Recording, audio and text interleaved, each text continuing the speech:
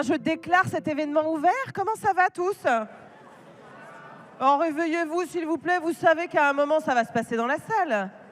Est-ce que vous êtes au courant que c'est vous, à un moment, qui allez prendre le pouvoir, poser des questions, tout ça? Donc, est-ce que ça va? Bon, voilà, j'ai l'impression d'essayer d'être maîtresse d'école, en fait, les CM1.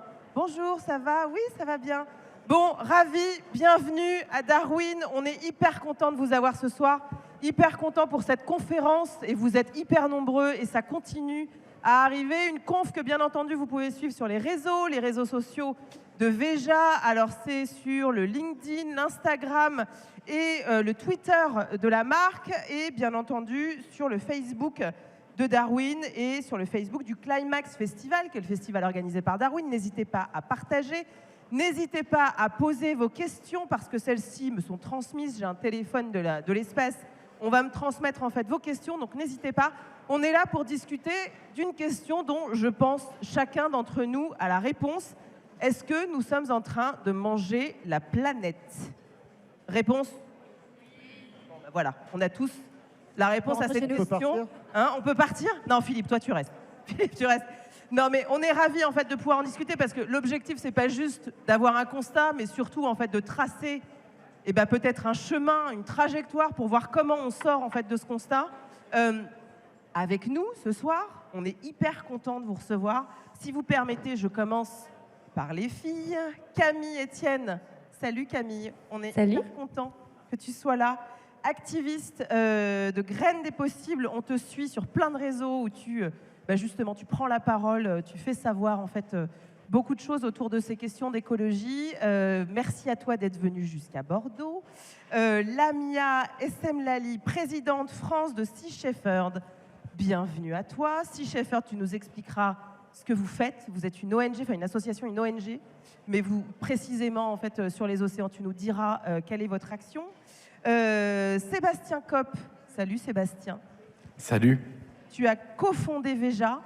Veja, donc, qui a son magasin qui est juste à côté. Veja qui sort aujourd'hui une paire de chaussures, et vous nous en parlerez l'un et l'autre en partenariat avec Sea Shepherd, justement.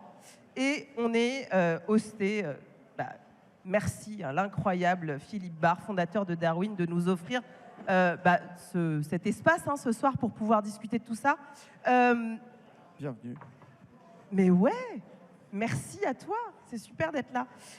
Peut-être, voilà, la question qu'on s'est posée, c'est est-ce que nous sommes en train de manger la planète? Le constat, il est évident. Mais peut-être vous, de là où vous vous situez chacun, comment est-ce que vous avez fait ce constat? Qu'est-ce qui vous a conduit à entrer dans l'action en fait, sur ces questions? Camille, si tu es OK, on commence par toi? Ouh là là, l'impression. Ça marche. Mais non, toi, l'habitude. Alors, comment est-ce que... C'est fort, non? Vous m'entendez? Ok, bien, tant mieux. Pour une fois. D'habitude, c'est le problème inverse, donc c'est parfait. Comment est-ce que j'en suis arrivée à ce constat? Par une chance immense. Finalement, je pense une chance, c'est d'avoir habité dans un endroit merveilleux qui est juste à côté d'un parc national. Donc, c'est le parc national de la Vanoise. Et au milieu des montagnes. Dans les Alpes. Voilà, absolument. Avec des parents alpinistes et du coup en ayant vécu très très près de la nature, mais de manière pas du tout intellectualisée, quoi. C'était juste factuellement, on se posait les questions sur est-ce que on va avoir le bois avant qu'il y ait trop de neige, est-ce que voilà. Du coup, c'était cet ancrage très fort dans lequel j'ai été élevée. Donc j'ai eu cette chance vraiment d'avoir des parents pour qui c'était vraiment très naturel et qui étaient extrêmement certains que c'était la bonne manière de nous élever, moi et mon frère. Et du coup, c'est plutôt le décalage que j'ai pu voir quand je suis arrivée à Paris pour faire mes études. Et là, c'était un peu dur et je me suis rendu compte que c'est un privilège que j'avais eu aussi, celui de grandir en étant totalement conscient de ça. Et donc, avec les privilèges viennent les responsabilités. Et donc, la mienne, j'ai trouvé pour l'instant, en tout cas, j'ai que 23 ans, donc peut-être je vais me rendre compte que je me suis plantée, mais pour l'instant, j'ai l'impression que ma responsabilité, elle est d'essayer d'alerter, de faire tout mon possible pour que les gens soient au courant, parce qu'on fait souvent, on a toujours l'impression que ça y est, que tout le monde sait, que c'est bon. Et c'est pas le cas selon toi? Et je pense qu'on se trompe. En fait, quand on sort de nos cercles, on voit qu'on est encore très très loin. On dit oui, il y a un problème avec le climat. Bon, comme ça. Voilà. Mais si on va vraiment chercher et si on va non seulement toucher par les chiffres, mais aussi par la sensibilité, je pense qu'on arrive à faire des choses très très fortes et à bouger les gens beaucoup plus que ce qu'on pense. Pour moi, on est en dessous Camille, totalement de notre potentiel. Excuse-moi de te couper, mais on voit que c'est désormais la 3e ou 4e préoccupation des Français. Dans les sondages, on voit que la réalité de ce changement climatique, il est réel, que ce soit les méga-feux qui ont touché en fait une partie de la Méditerranée l'été dernier, ce qui a touché l'Australie, les épisodes méditerranéens, ne serait-ce qu'en France, cette réalité, elle est quotidienne désormais. Et pourtant, on parle encore de se battre pour la Terre, ce qui factuellement est faux, puisqu'elle s'en sortira très très bien sans nous, il n'y a aucun problème. C'est pas elle qui a besoin de boire ou de manger, ni de respirer. On parle encore de générations futures, alors que notre génération est en danger. Il y a déjà aujourd'hui des victimes du dérèglement climatique.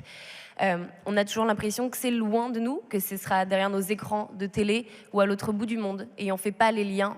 On n'imagine pas qu'en Belgique, à 1 heure de train, en fait, on se retrouve à avoir des gens qui ont perdu toute leur maison cet été, qui n'ont plus rien, même en France, à la vallée de la Roya, on en parlait tout à l'heure. Ou en Allemagne l'été dernier, où il y a eu 3000 morts suite à des inondations. Ouais. Donc je pense qu'on ne mesure pas pour une grande partie de la population l'ampleur de ce qui arrive, l'ampleur de ce qui nous attend, et les liens qui doivent être faits aussi avec la justice sociale, qui est très important. On y reviendra justement sur cette question de justice sociale et comment fabriquer une transition juste en fait pour tous, pour faire en sorte que ce ne soit pas seulement ceux qui ont les moyens financiers de s'en sortir qui s'en sortent.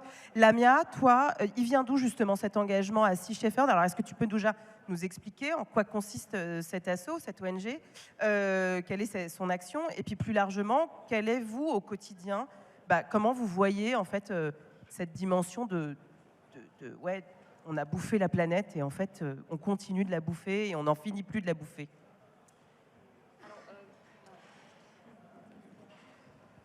C'est mieux comme ça? On m'entend? Ouais. Un peu plus haut le son, ouais. Sinon, je parle plus fort. C'est bon là ou pas? Le mien qui est super fort. Tiens, vas-y. C'est pas très anti-Covid, mais voilà. Sea Shepherd, pour le faire bref, c'est une ONG de défense de l'océan dans sa globalité, qui est spécialisée dans la lutte contre le braconnage et contre la surpêche, qui peut être tout à fait légale d'ailleurs.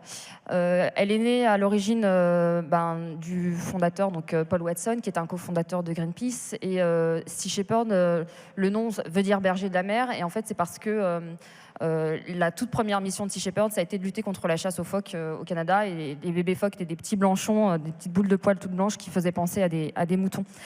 Ce qui est intéressant avec Sea Shepherd, c'est que c'est une ONG qui est un peu un ovni, je trouve, dans le paysage associatif, parce que c'est très interventionniste.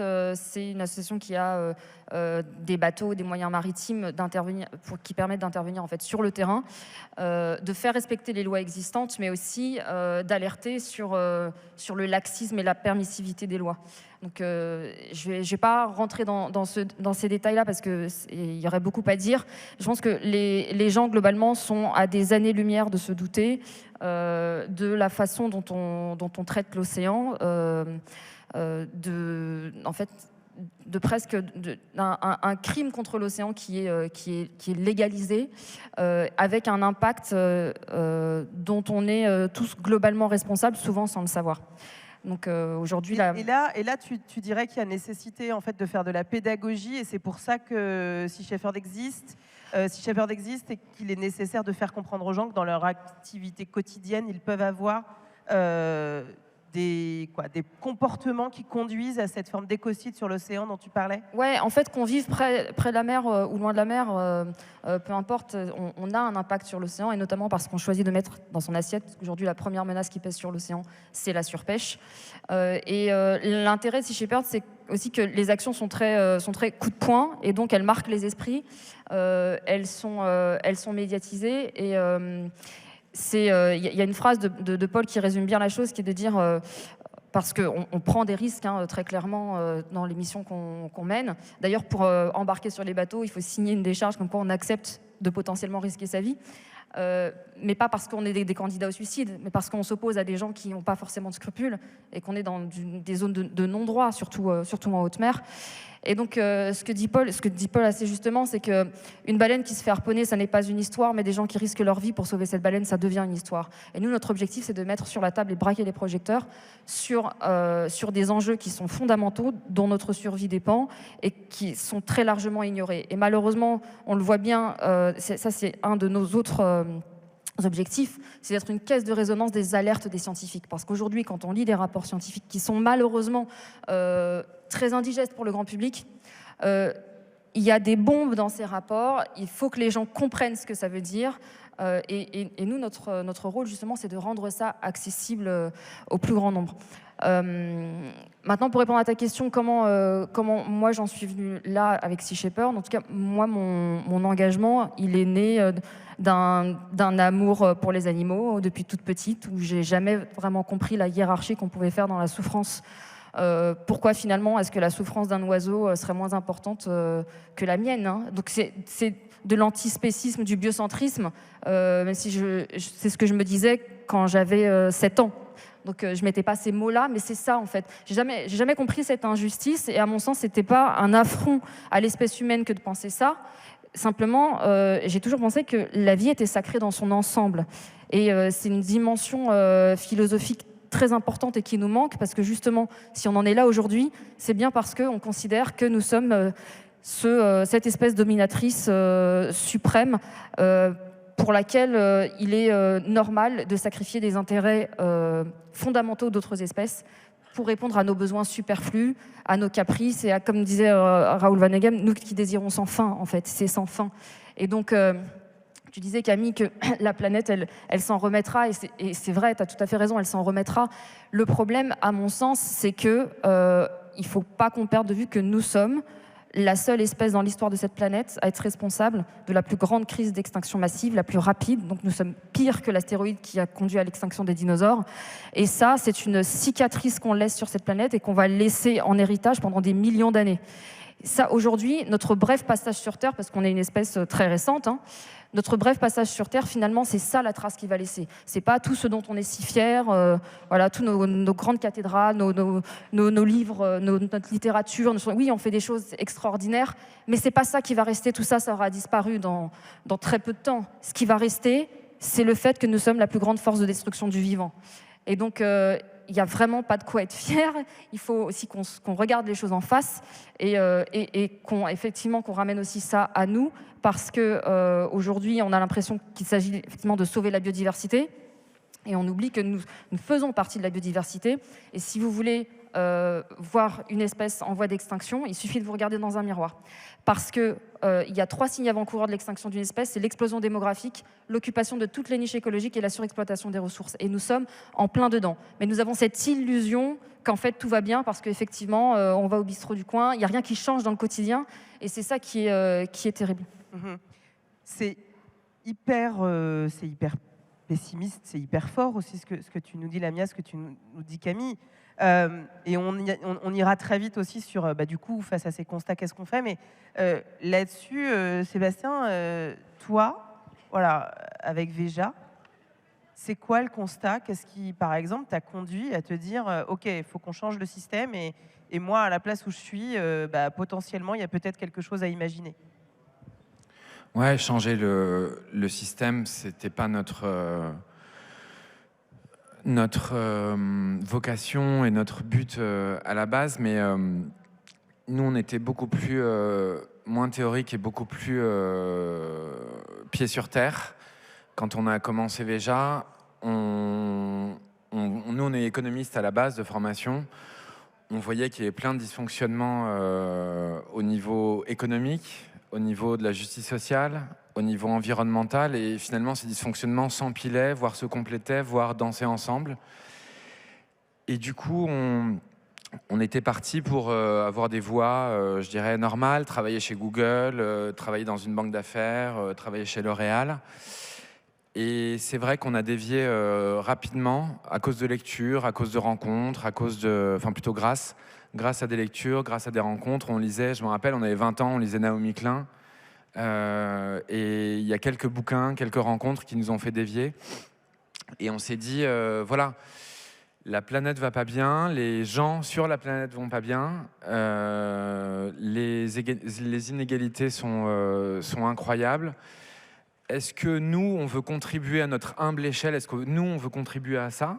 Est-ce qu'on veut vendre des crèmes ou des moteurs de recherche ou du conseil ou encore pire, être banquier? Bon, ça c'est voilà, comme notre président. Et on s'est dit non. En fait, le premier geste de Veja, la première pensée de Veja, c'est de dire non et de dire voilà, nous, ce qu'on veut faire, c'est réinventer un produit alors que toute notre génération allait vers Internet, allait gagner des millions avec Internet. Nous, on s'est dit non, on va essayer, on avait 5 000 € en poche et on va essayer de déconstruire un produit qu'on met tous les jours pour le recréer d'une autre façon. Et c'est vrai qu'on était beaucoup plus dans le sens égalité sociale, commerce équitable, travailler justement tout au long de la chaîne que écolo quand on commence. Mais on s'est dit, si on arrive à trouver des matières premières qui sont écologiques, eh ben, on fera la basket parfaite. En fait, c'était ça notre truc. C'était créer la basket qu'on voulait porter nous à 24-25 ans. Et on l'a fait comme on n'y connaissait rien, mais alors rien de rien, ni à la mode, ni au basket, ni au coton bio, ni à rien. On s'est dit, voilà, on va choisir un pays comme le Brésil parce qu'il y a les matières premières dont on a besoin, parce qu'il y a un hub productif il y a des usines de production qui respectent les droits des travailleurs, où les femmes et les hommes travaillent dans la dignité, où peuvent s'acheter des maisons, peuvent s'acheter des voitures, etc. Enfin, c'est pas l'exploitation qu'on peut connaître en Asie, en Chine, au Vietnam, en Indonésie, au Bangladesh, où sont fabriqués 99% des baskets de la planète. Et du coup, on est parti sac à dos à 24-25 ans pour essayer de déconstruire un modèle, de comprendre comment ça fonctionnait, de le déconstruire et de le reconstruire différemment. Et c'est vrai que le début de Veja en 2004, c'est ces deux potes de 25 ans qui se retrouvent dans les champs de coton bio, à batailler en portugais parce qu'on comprenait un peu, mais on parlait vraiment très mal. Et à essayer de comprendre ce que c'est que le coton bio, ce que c'est que l'agroécologie, de rencontrer plein de gens, des ingénieurs agronomes. Donc là, ce que tu nous racontes, c'est qu'en fait, finalement, à vouloir la basket parfaite, parce que vous aviez un peu une quête de sens et qu'il n'était pas question de faire comme 4 générations avant de ceux qui sont sortis en école de commerce, vous devenez peu à peu écolo, quoi. Ouais, parce que si tu veux, on se retrouve dans les champs de coton bio en 2004 et en fait les mecs nous disent ben voilà, il y a des commerciaux de Monsanto qui viennent de passer nous voir le mois dernier, ils nous ont donné ça, donc c'était un désherbant, parce qu'ils nous disent que les champs ils sont sales, que le chemin qui mène au champ il y a plein d'herbes folles qu'il faut enlever, et que d'ailleurs ils ont des engrais, ils ont ça, et le voisin ça fait 2 ans qu'il les utilise, il est malade, il a mal au ventre parce qu'en fait il met des pesticides sur son champ et donné gratuitement, et qu'en fait il cultive du coton, mais aussi du maïs, mais aussi des haricots, mais aussi des graines de sésame, et que les 3/4 il les mange, et que en fait le mec il a mal au ventre et sa femme a un cancer, et en fait ça part d'abord de la santé des agriculteurs. Et nous on se prend ça dans la tête sans bien connaître ce que c'est que l'agriculture. Et du coup, on se renseigne, on commence à aller voir plein de gens, le CIRAD en France, des ONG au Brésil, etc.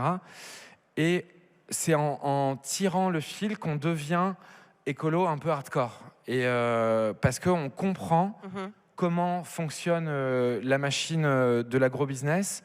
On comprend ce que fait Monsanto dans les champs de coton. Après, on fait la même chose en Amazonie pour aller chercher du caoutchouc. Je fais vite. Et nous, on voulait juste une matière plus écologique que le plastique qui est dans toutes les baskets. Donc on avait vu que les Converse dans les années 60 ou 50 avaient du caoutchouc naturel, que le caoutchouc naturel c'était en Amazonie, que c'était dans les arbres qui s'appellent les EVA. Du coup, un peu bébêtement, on part en Amazonie, parce que ça nous est marré aussi, et pour aller rencontrer les gens qui y vivent. Et on se prend dans la tronche la déforestation, les problèmes de bétail, les problèmes de soja, etc. Et on parle. Et c'est vrai que c'est finalement en faisant, et surtout en connaissant et en sachant qu'on devient Vous êtes éveillé, quoi. Ouais, qu'on s'éveille. Mais c'est un Certains chemin. diraient woke en ce moment. C'est un chemin assez long. Ouais. Mais c'est aussi la curiosité de savoir, c'est peut-être la même qu'on partage avec tous les quatre, c'est finalement de passer ce qu'on veut nous vendre ou ce qu'on veut nous montrer et d'aller chercher plus loin, d'aller se renseigner, d'aller connaître, d'aller regarder ce qui se passe. Et enfin, c'est de la curiosité, mais c'est aussi hyper intéressant parce que si on veut, comme tu disais, changer de système, si on veut changer quelque chose, je pense qu'il faut comprendre et connaître sur le bout des doigts le système dans lequel on vit. C'est-à-dire le capitalisme féroce, les multinationales, les gouvernements, sans être dans le complotisme, pas du tout. Hein. C'est juste comment est fait un pot de crème L'Oréal, comment est-ce qu'il est fabriqué, dans quelle usine, d'où vient la crème, d'où viennent les ingrédients, etc. Et à partir du moment où on tire le fil, on se retrouve dans des champs de pétrole, on se retrouve en mer avec de la surexploitation. Avec de la surexploitation, etc. Et si on veut changer ça, je pense qu'il faut déjà le comprendre, puis le montrer, puis proposer des solutions. Ouais, et donc c'est ça qui est intéressant, c'est que finalement, là-dedans, on va revenir après le wokisme à un verbe qui nous occupe aussi pas mal en ce moment, c'est la notion de déconstruction. Déconstruire un système, ça veut dire comprendre tous ses rouages pour faire en sorte justement de rentrer dans la machinerie, pour mieux peut-être le détourner ou voire le faire imploser. Et c'est peut-être ça l'enjeu. Camille, je vois que tu veux dire un truc, mais... On a un micro en moins, c'est pas grave. Non, mais juste 2 secondes, c'est que c'est absolument vrai qu'il faut connaître ce contre quoi on se bat, mais n'attendez pas de le connaître par cœur pour le faire, parce qu'on n'a pas ce temps-là. Donc, peu importe, si vous sentez juste même que quelque chose ne va pas, commencer à faire le premier pas de l'action. Mais justement, on va revenir à l'action, mais j'aimerais bien entendre Philippe sur cette dimension de justice sociale, de nécessité en fait en termes de valeur, d'inventer quelque chose, de prendre un petit peu en fait le pouvoir sur son terrain, sur son territoire. Alors il y en a qui te diraient que c'est finalement en fait la stratégie du colibri et que ça rime pas à grand chose et que c'est pas par là qu'on changera les choses. Mais comment toi, à la faveur de ce constat qu'on vient d'entendre et que tu partages, comment à un moment tu te dis ouais en fait vas-y, il faut renverser la table et pour renverser la table, moi je vais aller là. Tout à l'heure, ça marche? Ouais. Toi ça a l'air de fonctionner. Tout à l'heure, je crois, c'est Lamia, tu disais que l'humanité était très certainement l'espèce qui dévaste le plus rapidement la planète et qui a créé l'extinction la plus rapide qui est arrivée sur Terre. Et je crois que ce mot humanité, en fait, on peut le prendre de 2 manières. C'est l'aventure humaine qui est une espèce extrêmement invasive et qui, dans sa version moderne, dans sa version contemporaine, néolibérale, fracasse, dévore la planète. Mais il y a aussi notre humanité. Et notre humanité, c'est aussi ce qui peut, comme tu le disais, renverser la table et faire qu'on soit véritablement dans ce qu'on a de meilleur. Quand on dit faire œuvre d'humanité, c'est aussi développer ce qu'il y a de meilleur en nous pour partager avec les autres, pour être conscient de la réalité plus difficile de celui qui parfois est en face de nous. Et si on veut enrayer la dévastation, non pas revenir au niveau où on était avant que l'on dévaste, parce que on sait très bien qu'il est aujourd'hui impossible de revenir dans des temps très courts à un équilibre de biodiversité où on était auparavant. On peut décider d'infléchir le cours des choses. Et ce n'est qu'avec notre humanité qu'on peut le faire, ce n'est qu'avec notre cœur, nos tripes, en partageant avec ceux qui n'ont rien, parce qu'il n'y a pas d'écologie sans partage, et on se rend compte à ce moment-là... Qu'est-ce que ça veut dire, pardon Philippe, je te coupe, qu'est-ce que ça veut dire, il n'y a pas d'écologie sans partage? Il ne peut pas y avoir d'écologie pour quelques-uns, il ne peut pas y avoir d'écologie pour un entre-soi, il ne peut pas y avoir d'écologie de manière égoïste. On ne peut faire écologie qu'avec de la générosité, du partage, de la prise en compte de ceux qui souffrent. Et Lamia a parlé tout à l'heure de tous ceux qui souffrent, pas seulement les femmes et les hommes qui souffrent sur la planète, aussi tous les animaux que l'on fait souffrir, les écosystèmes que l'on traumatise, que l'on sacrifie. Et bien évidemment, ce qui peut faire écologie, c'est vraiment livrer ce que nous avons de meilleur dans notre humanité. Et donc, c'est être dans le lien, dans l'échange, dans le partage. Et le partage... Sortir du rapport de domination, c'est ça que j'entends aussi. C'est que du coup, on est vraiment dans une inversion des valeurs. C'est ça que tu nous dis. Mais la valeur première, et encore une fois, je reprends ce que disait Lamia tout à l'heure, parce que c'était extrêmement pertinent, quand on est petit, quand on est enfant, je suis sûr que, il me semble, que tous, dès qu'on voit des animaux, on a plutôt tendance à aller vers eux, à avoir cette bienveillance et de manière un peu innée, cet altruisme d'aider d'abord. On est une espèce qui, de manière plutôt naturelle, est altruiste. Sauf que notre culture, notre éducation nous a amenés à construire un monde qui est un monde de domination. Et on apprend... notre système politique et économique. Exactement. C'est un monde qui est psychopathe. C'est même pas sociopathe, c'est psychopathe que nous avons créé culturellement. Et donc, ce monde-là, ben oui, il faut le déconstruire et il faut retrouver en nous ce que nous avons de meilleur pour partager, pour prendre soin. Et pour cela, il est essentiel de cultiver certaines choses. Et l'art de vivre, le plaisir d'être ensemble, le lien aux autres sont essentiels pour ça. On ne peut pas être dans un activisme, dans un engagement, si on n'a pas d'espérance. Et on ne peut pas avoir d'espérance si on ne rigole pas entre nous, si on n'a pas des moments de convivialité. C'est essentiel pour se retrouver, pour faire lien, pour faire culture, mais pour faire culture dignement, avec des aspirations qui soient des aspirations de générosité. Et ce que tu m'as dit aussi en préparant tout à l'heure un petit peu cet échange, c'est il y a aussi l'intelligence collective, il y a aussi en fait une capacité à inventer ensemble quand on se retrouve dans des moments comme celui qu'on a traversé avec la pandémie et dont on sort finalement jamais. Mais on a été en capacité sur notre petit territoire à faire ensemble, à inventer, à aller au-devant de ceux qui avaient le plus besoin parce qu'on a un lieu et qu'en fait on a réussi à faire en sorte que ce lieu devienne un espèce d'échange où voilà, on donne à l'autre. Quand on va, on a mis en place une plateforme humanitaire au début du premier confinement, parce que tous ces lieux étaient fermés au public et on était quelques-uns à tourner en rond et à se dire mais on a des moyens logistiques, alimentaires ici à Darwin qui peuvent servir ceux qui en ce moment sont en train de plus subir que les autres, c'est-à-dire les gens qui étaient dans la rue, qui n'avaient plus rien, qui retombaient de la société de surconsommation, qui laisse quelques miettes quand elle fonctionne habituellement. Et donc, la mise en place de cette plateforme humanitaire, elle nous a encore plus amené à rencontrer ceux qui n'avaient rien. Et en fait, on se rend compte que c'est eux qui nous donnent des enseignements extrêmement vertueux sur la notion de savoir faire plus avec moins, de savoir s'entraider. Il y a beaucoup plus d'entraide dans des coins de la planète où il y a des masses de gens qui n'ont rien.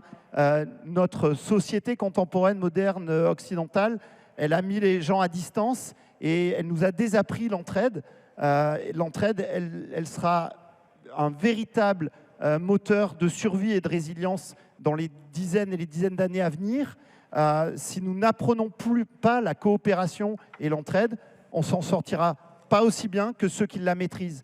Et aujourd'hui, vous êtes ici plutôt tous beaucoup plus jeunes que moi. Moi, je suis... À peine.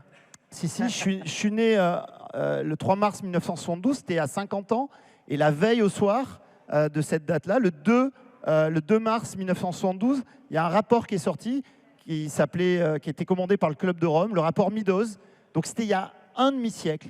Et toute ma génération, on a vécu à avec des parents et nous-mêmes et nos professeurs et tout le monde qui n'écoutaient pas ce que disait ce rapport Meadows, qui annonçait tout ce qui s'est passé. Quand Paul Watson et ses compères ont créé Greenpeace à peu près, je pense, dans les mêmes années, eh bien, ils ont été ceux qui ont alerté sur des prévisions qui nous disaient ce qui allait se passer. Le pire dans tout ça, c'est que tout s'est passé, mais beaucoup plus vite que ce que nous annoncions. Donc, la génération qui est beaucoup plus en canne que la mienne, elle est en face de moi, vous pouvez renverser la table dès lors que vous le faites ensemble. Et cette énergie collective, elle est ultra nécessaire, parce que c'est vrai que chacun dans son coin, on se sent dépourvu, on se sent faible.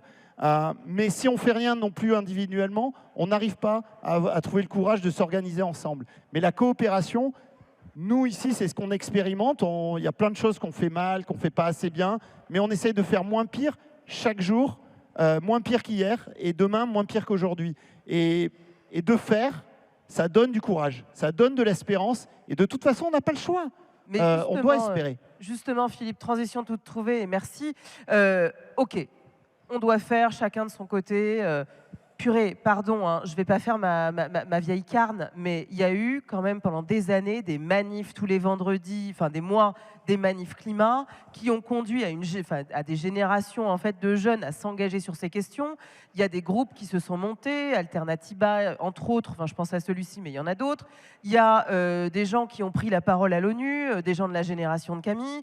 Il y a eu encore une manifestation il y a 2 semaines dans 140 villes de France, estampillée Don't Look Up, il y a des films, enfin, pardon, mais il y a encore eu un rapport du GIEC, alors malheureusement, qui a été un peu éclipsé par la guerre en Ukraine, mais à un moment, justement, je veux bien entendre il faut y aller, il faut s'engager quand on fait, etc., mais est-ce que c'est à nous, personnellement, dans nos pratiques quotidiennes, est-ce que c'est nous qui pouvons changer la donne, et comment on fait pour faire en sorte que, véritablement, il se passe quelque chose ? Mais c'est nous qui rapidement décidons. Et ensuite on fera. Jane Goodall a l'habitude de dire « nous sommes que ce que nous mangeons », par exemple. Donc ça, c'est bien une pratique individuelle, ce que l'on mange, ce que l'on porte, ce que l'on fait quotidiennement, c'est une pratique individuelle. Bien sûr, il y a des choses qu'on ne sait pas faire d'un seul coup qui prennent du temps, mais néanmoins, on a notre boussole interne pour savoir ce qui est bien et ce qui est mal. Et puis, il ne faut pas non plus se dire qu'en cliquant sur un réseau social ou en allant juste marcher, manifester, on va changer les choses seulement avec ça. Pardon. Nos pratiques individuelles, elles sont essentielles. Le boycott, c'est quelque chose qu'on ne pratique pas assez. Ouais. Alors, Camille, Lamia, Sébastien, allez-y. Vous prenez le pouvoir. Bah, Camille, c'est bien. Ouais, Camille, bien sûr. Bah, si c'est bien, alors, je sais pas. J'ai plein de choses à dire, mais j'essaie d'être rapide. Le premier, c'est, ce que j'entendais de ta question, c'était un peu on fait plein de trucs, mais en vrai, rien n'avance. Ça avance terriblement pas assez, mais ça avance, il se passe beaucoup de choses. Et je pense que Lamia a des tonnes d'histoires à raconter aussi de lois qui ont pu être mises en place, de protection. Il y a beaucoup de choses qui peuvent se faire. C'est immense ce qu'on a devant nous. Alors, à la fois, c'est extrêmement vertigineux et à la fois, c'est extrêmement puissant. Et je pense qu'on n'est qu'au début de ce qui se passe. Pour moi, j'ai un collectif artistique qui s'appelle Avant l'orage, parce que c'est vraiment un peu comme ça que je sens, comme s'il y a une espèce de bourdonnement et qu'on est juste là. Tu dis, il y a eu des marches, ça, on était tellement pas assez nombreux. Enfin, vraiment, je veux dire, il y avait la Coupe du Monde de football, il y avait tout Paris qui était dehors, sur les champs, et là, pour un truc qui concerne quand même les conditions de notre propre extinction qu'on est en train de mettre en place, tout le monde s'en fout, enfin, pas tout le monde s'en fout, mais en tout cas, on n'arrive pas à mobiliser assez. Alors, c'est aussi notre faute, peut-être en tant qu'organisateur, de ne pas réussir à mobiliser assez loin, je l'entends. Et il n'y a pas que ça, en fait. Pour moi, l'écologie, on ne peut pas la résumer à un mode d'activisme extrêmement traditionnel, de dire faire des manifs, louper l'école le vendredi. Parce qu'il y en a qui ne peuvent pas se permettre de louper l'école le vendredi quand on doit faire 3 jobs étudiants à côté. L'activisme, je le définirais comme une manière d'être au monde. Et donc ça rejoint ce que vous disiez tout à l'heure, c'est que pour moi, on aura réussi quand chacune fera de l'écologie le paradigme unique à travers lequel on regarde le monde. C'est-à-dire que toutes nos actions, toutes nos pensées seront dirigés par ce prisme-là. Et qu'est-ce que ça veut dire? Très concrètement, ça veut dire qu'est-ce qu'on a besoin de faire? Du lobbying. On a besoin de faire du lobbying sur, par exemple, la haute mer, qui est un de non-droit. On a besoin de faire du journalisme pour qu'on en parle, parce que rien que dans cette campagne présidentielle, moins de 2% des sujets ont été sur l'écologie. Moins de 2% du temps médiatique accordé aux personnes qui vont prendre les lois qui vont affecter nos vies concernent nos vies. C'est quand même absurde. On a besoin de gens qui vont se préoccuper de comment est-ce qu'on va faire la fête quand des espaces comme ceux-là qui ne vont pas participer à détruire ce qui nous reste, à faire des baskets qui nous permettent de marcher sans se poser la question de « mon Dieu, je vais encore plus participer à la destruction de mon habitat ». On a besoin d'absolument tout le monde. Donc ça, c'est la bonne nouvelle, c'est que qui que vous soyez, vous avez une place. N'attendez pas de vous sentir assez légitime, de vous sentir d'avoir assez de connaissances. N'attendez pas d'être validé par d'autres. On a tout à inventer encore. Être activiste, c'est quelque chose qu'on peut vraiment incarner. C'est-à-dire qu'on a tous les quatre, je pense, des moyens d'action différents, complémentaires et absolument nécessaires. On a besoin d'informer. On parle de Total qui, depuis les années 70, a été au courant très bien des activités, tu parlais du rapport de Meadows, et Total était au courant aussi de qu'est-ce que ça faisait le fait d'enlever des énergies fossiles du sol, en fait, et ils ont payé des lobbyistes pour fabriquer du doute. Le greenwashing, encore, à mon sens, c'est le nouveau climato-sceptisme. C'est comment est-ce qu'on utilise tous les outils du marketing pour faire croire que ça va marcher, qu'on va pouvoir continuer le business as usual et qu'on va juste repeindre un petit peu en vert et que tout va bien se passer. C'est toute technologie. On a besoin d'informations. On a besoin d'actions concrètes sur le terrain pour se battre pour des projets qui peuvent paraître petits, mais qui vont créer un précédent. On a besoin d'aller se battre dans les zones de non-droit. On a besoin de faire du lobbying auprès des décideurs. On a besoin de s'engager en politique. On a vraiment besoin de tout le monde. Donc, c'est pour ça que je finirai juste là-dessus. La scission entre... pendant longtemps, je disais que il ne faut pas trop se préoccuper de ce qu'on fait dans nos quotidiens, dans le sens où ça a été aussi une des techniques de Coca-Cola, de dire « Oh là là, regardez, ces tortues qui ont du plastique, c'est parce que vous ne jetez pas bien vos bouteilles. » Mais pas du tout, parce que nous, on produit des millions de bouteilles par jour. Vraiment, je ne vois pas le lien. Donc, je trouvais ça dangereux de uniquement culpabiliser les gens sur les gestes individuels dans un monde où ce n'est pas évident d'être parfaitement écolo et pas à la capacité même financière parfois de tous. Pourtant, ça ne devrait pas être le cas.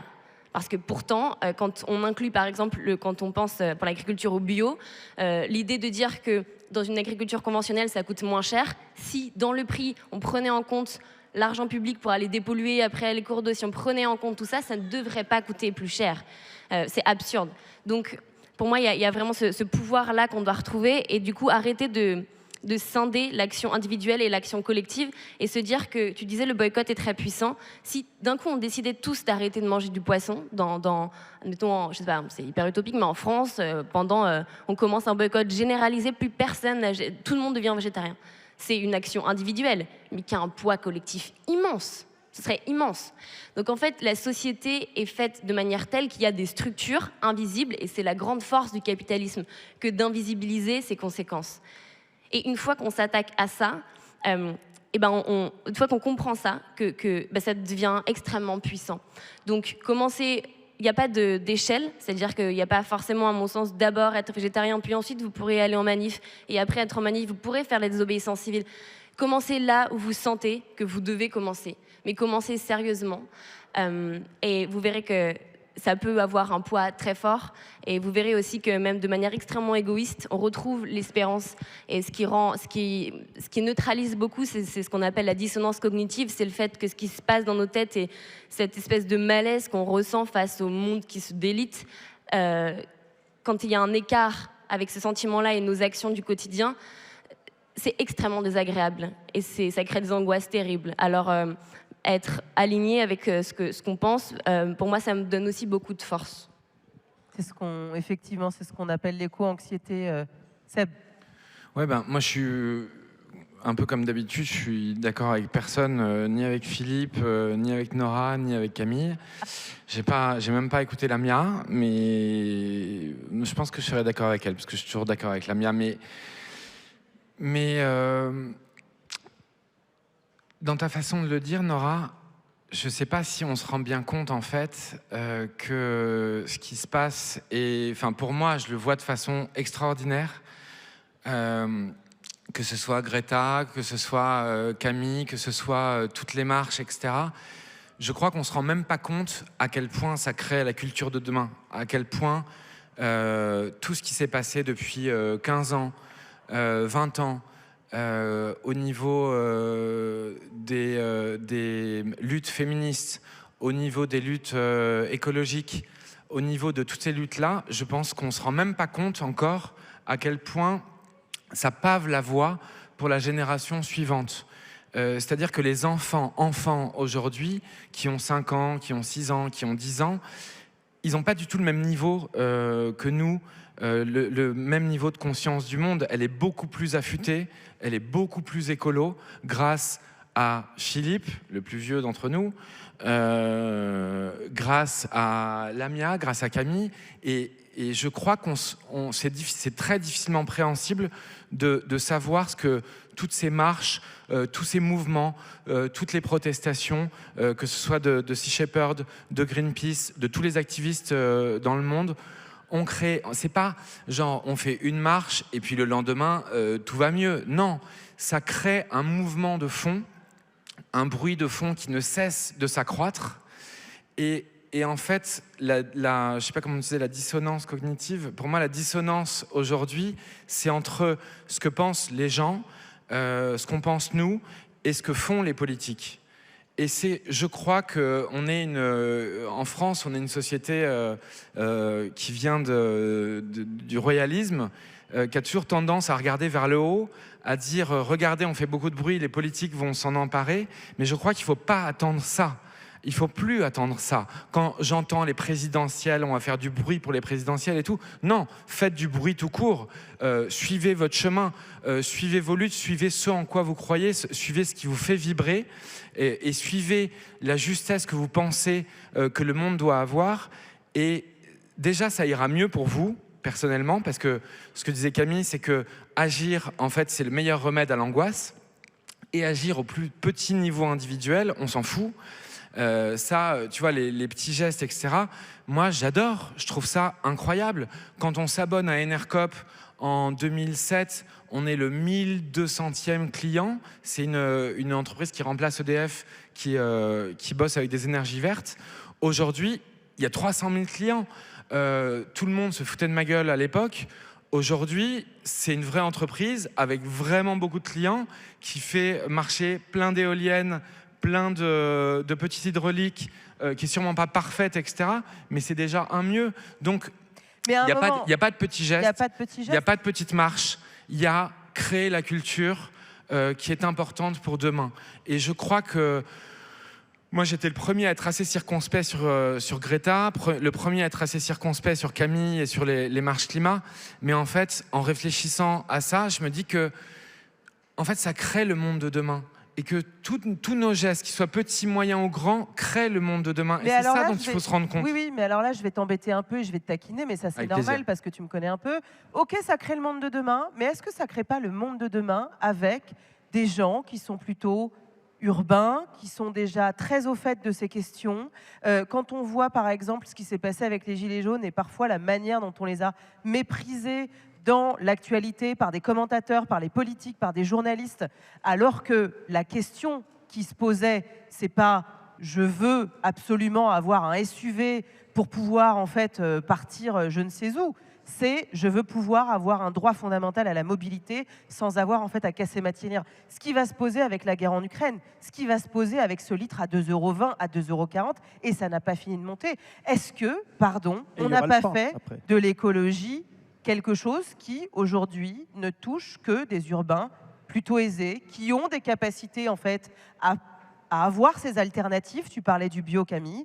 Quand est-ce qu'on fait en sorte que cette écologie, dans cette idée de justice sociale et cette idée qu'en fait, cette transition ne se fasse pas sur le dos des plus pauvres, elle soit véritablement populaire et qu'elle ne touche pas que les gens qui soient capables, pardon, de s'abonner à Enercop, parce qu'ils le connaissent? Alors, Pardon, mais c'est toujours ce que j'ai pensé depuis le début de Veja, et c'est toujours ce que je pense encore plus aujourd'hui. Et là, aujourd'hui, en plus, il y a des études, donc c'est cool.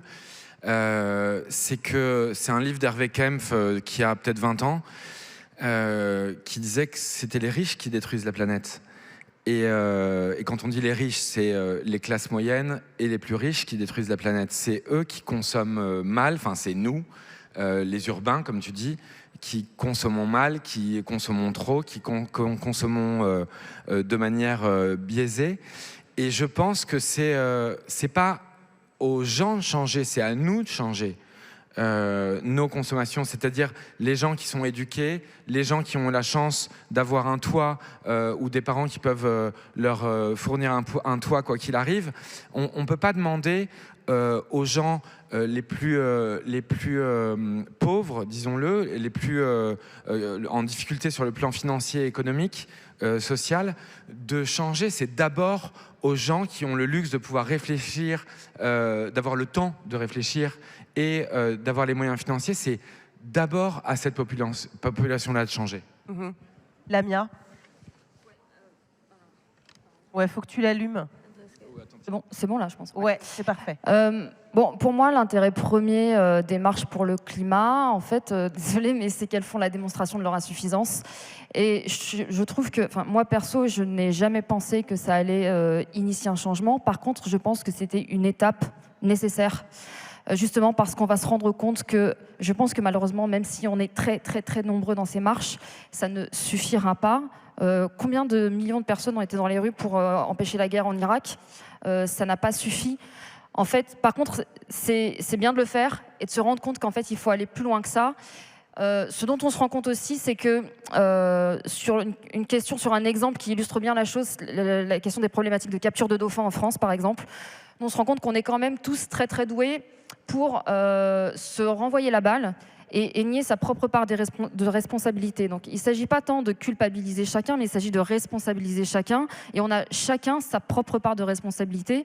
Sur cette question-là, par exemple... Et genre, ouais, quoi ? Alors, on est sur une problématique de surpêche avec des engins de pêche qui ne sont pas du tout sélectifs, qui capturent absolument tout ce qui passe dans les filets sur des zones où il y a des dauphins. Donc c'est pour ça qu'on est à plus de 10 000 dauphins qui sont tués chaque année sur la façade atlantique française.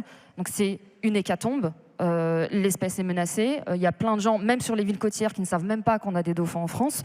Donc nous, quand on alerte sur le sujet, le réflexe premier des consommateurs, entre guillemets, c'est de dire « Non mais saloperie de pêcheurs, comment est-ce qu'ils peuvent faire ça ? C'est honteux ».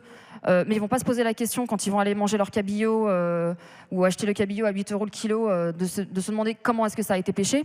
Les pêcheurs nous répondent vous êtes bien gentils, mais en même temps, vous êtes bien contents d'avoir du poisson, vous en voulez du poisson, c'est ça la pêche. Et les pouvoirs publics nous répondent les pêcheurs, ils veulent bosser et les gens veulent manger du poisson. Ouais, et c'est une question, pardon Lamia, je te coupe, qui nous a été posée là, du coup, sur les réseaux. Est-ce que Sea Shepherd est anti-pêche ? Est-ce que le risque, c'est que ça provoquerait la perte d'emploi de beaucoup de personnes en France ? Mais la pêche, aujourd'hui, telle qu'elle est pratiquée, est sous perfusion de subventions publiques. Elle est intenable économiquement parlant. Pourquoi ? Parce qu'on a déjà tellement épuisé l'océan que les investissements qui sont nécessaires pour aller capturer ce qui reste de poissons sont bien plus importants que ce que ça rapporte. Donc aujourd'hui, il y a la question de la pêche de subsistance, pour laquelle la question ne se pose même pas. Donc la pêche de subsistance, ce sont des gens qui ont besoin de poissons pour survivre. C'est notamment le cas en Afrique de l'Ouest, où nous on travaille depuis des années. D'ailleurs, quand on parlait de justice sociale et du fait que l'écologie et l'équité sociale sont indissociables, est-ce que vous savez aujourd'hui que l'Union européenne est la zone au monde qui importe le plus de poissons, et plus de la moitié de ces poissons sont importés des pays en voie de développement, et notamment de l'Afrique de l'Ouest, où les gens sont mis à genoux parce qu'il y a des bateaux étrangers, et notamment des bateaux européens, qui prennent ce poisson-là pour en faire des surimi, et ça alimente en fait les marchés européens. En France, on mange beaucoup plus de poissons que ce que nos eaux côtières sont capables de fournir. On ne se pose même pas la question de savoir d'où il vient et comment il a été pêché. Donc déjà, ça commence par ça. Ensuite, sur la question de est-ce que finalement c'est efficace, on se pose beaucoup la question, est-ce que oui, il y a des avancées, en fait, moi, avec mes 16 ans de recul, je me rends compte que oui, il y a des avancées. Je vois bien que le curseur, il a évolué. Rien qu'avec Sea Shepherd, je m'en rends compte parce que autant il y a 16 ans, on était beaucoup moins connu, très mal compris, jugé comme étant extrémiste. Aujourd'hui, c'est beaucoup plus intégré. On a compris que les pétitions, ça suffira pas pour faire bouger les lignes. Donc il y a une prise de conscience qui est évidente, mais en même temps, on voit une situation qui est tellement catastrophique et qui se délite à une vitesse telle que, en fait, on peut osciller entre on va y arriver et non, en fait, on va pas y arriver. Mais la question, vous avez quand même, il y a eu des batailles, notamment au Parlement européen, que vous avez portées avec d'autres ONG.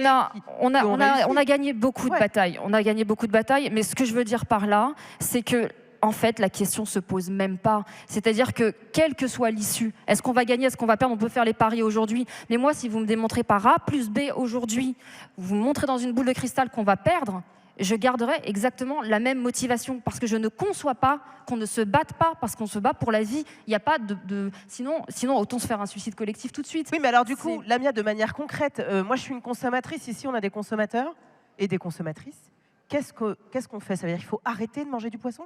On boycotte comme Alors le dit aujourd'hui, très clairement, la plus grande menace qui pèse sur l'océan, c'est la surpêche. Pourquoi? Parce que de toute façon, c'est intenable. Une planète avec presque 8 milliards d'êtres humains qui mangent de la viande et du poisson dans les proportions dans lesquelles on le fait aujourd'hui, c'est intenable. Donc la question à se poser, c'est moi j'ai envie d'avoir un impact positif sur l'océan. En fait, on n'a même pas besoin de se battre pour l'océan, il suffit de relâcher la pression, c'est-à-dire de lui foutre la paix. Donc, le poisson qui est dans mon assiette, est-ce que j'en ai un besoin vital? Oui ou non? Si j'en ai pas un besoin vital, le meilleur service que je puisse rendre à l'océan, c'est de laisser ce poisson dans l'océan. Parce qu'il y a des dauphins qui en ont besoin, ce sont des prédateurs marins qu'on affame, et parce qu'il y a aussi des gens dans des pays en voie de développement qui en ont bien plus besoin que nous. Voilà, donc c'est la question, est-ce que Sea Shepherd est anti-pêcheur? Parce que c'est la question que tu posais. Ouais, et les emplois perdus, du coup. Mais les emplois perdus, en fait, il y a des fonds européens de milliards d'euros qui sont injectés dans la pêche. Pourquoi est-ce qu'on n'oriente pas ces fonds-là pour justement soit financer la reconversion des pêcheurs ou en tout cas améliorer les techniques de pêche d'une façon telle que ça va être beaucoup plus sélectif, beaucoup moins destructeur, mais ça veut dire qu'on pêchera beaucoup moins de poissons et donc qu'on mangera beaucoup moins de poissons. Et c'est ça qui est intéressant, c'est que pour info, les Européens ont financé l'achat d'énormes bateaux justement de pêche avant de se rendre compte que la surpêche était telle qu'ils ont financé quelques dizaines d'années plus tard la destruction de ces mêmes bateaux. Philippe?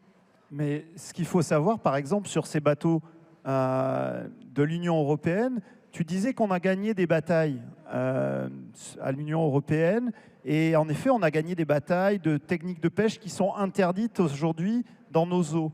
Mais ce qu'on ne sait pas assez, ce que nos médias ne disent pas assez aussi, c'est que du coup, ces techniques de pêche délétères que sont le chalutage profond et la pêche électrique, on les exporte avec des accords de pêche internationaux au large du Sénégal, au large de la Mauritanie, au large de la Gambie, et on empêche les petits pêcheurs artisanaux de ces pays de pouvoir vivre dignement d'une pêche artisanale qui ne dévastait pas autant.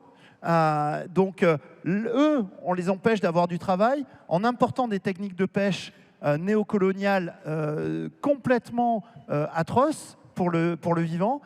On les empêche de travailler, ces gens-là. Après, ils montent sur des bateaux pour essayer de trouver des solutions chez nous. On est mais pire que le pire du mal en faisant ça. Donc, bien évidemment qu'il faut boycotter, bien évidemment qu'il faut changer ses pratiques quotidiennes alimentaires notamment. Paul Watson nous avait dit ici, en 2015 ou 2016, je sais plus bien, il nous avait dit un chiffre, moi, qui m'a marqué pour le restant de mes jours. C'était pas sur la pêche, c'était sur la production agricole.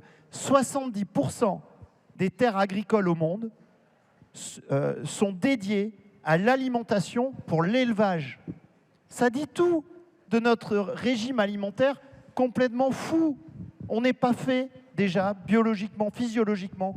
Nous ne sommes pas faits pour manger massivement de la viande comme nous le faisons. Nous ne sommes pas faits pour ça. Nous n'avons pas la biologie pour bien digérer tout ça, comme tous les grands primates. Charles Darwin l'a décrit il y a très longtemps. Bien sûr, nous mangeons des protéines animales comme des insectes, historiquement, mais pas de la grosse viande, de la grosse barbaque. Les poissons, nous ne sommes pas faits pour en manger quotidiennement. Nous ne sommes pas... et puis, à un moment donné, il faut savoir que, par exemple, au large, je crois que c'est de la mer d'Oman, il y a un territoire grand comme l'Écosse où il n'y a plus de vie dans l'océan. On est en train de tout réduire sur notre typologie de régime alimentaire. C'est pas si compliqué que ça a changé. Il faut harceler nos systèmes de modernité complètement malades et il faut le faire par tous les moyens. Il faut désobéir. La désobéissance civile, c'est nécessaire aujourd'hui. Il ne faut pas être que des bons élèves. Alors justement, il y a des gens qui sont déjà des bons élèves, qui ont compris, qui ont changé dans la mesure du possible en fait leur pratique, sauf qu'en face, il y a un système. Et ce système, Camille, peut-être, il fonctionne aussi sur des imaginaires.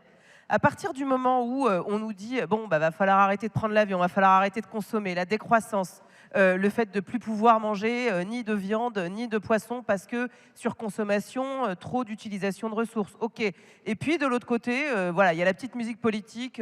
En fait, à un moment, vous voulez vivre comme les écolos, c'est le retour des Amish, c'est le retour à la bougie. Comment est-ce qu'on fait dans ce cas, Camille, cette réalité-là, ces imaginaires-là, de l'écologie, en fait, elle est d'une part un peu punitive, d'autre part, c'est un retour arrière. Comment est-ce qu'on lutte contre ça pour aller chercher ceux qui sont peut-être pas prêts à perdre du confort, parce que c'est comme ça que c'est perçu, au quotidien, pour faire en sorte que les choses changent, déjà à nos niveaux, avant de faire pression sur le politique? Je me tape les bonnes questions. J'aurais pas fait le avant. C'est-à-dire qu'il faut aller partout. Et on a... Cette question des imaginaires, elle est hyper compliquée parce que ça paraît hyper théorique et loin de nous.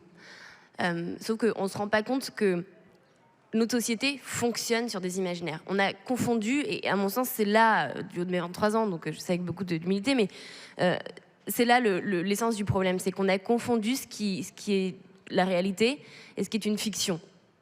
C'est-à-dire que quand on parle d'écologie, quand on parle de tout ce qu'est là, vous allez entendre des gens qui vont vous dire « Oh là là, c'est des Amish, c'est une religion, ou ils sont écolos, c'est comme une passion du vendredi, ou c'est une opinion. » Comme si c'était quelque chose, seulement une pensée.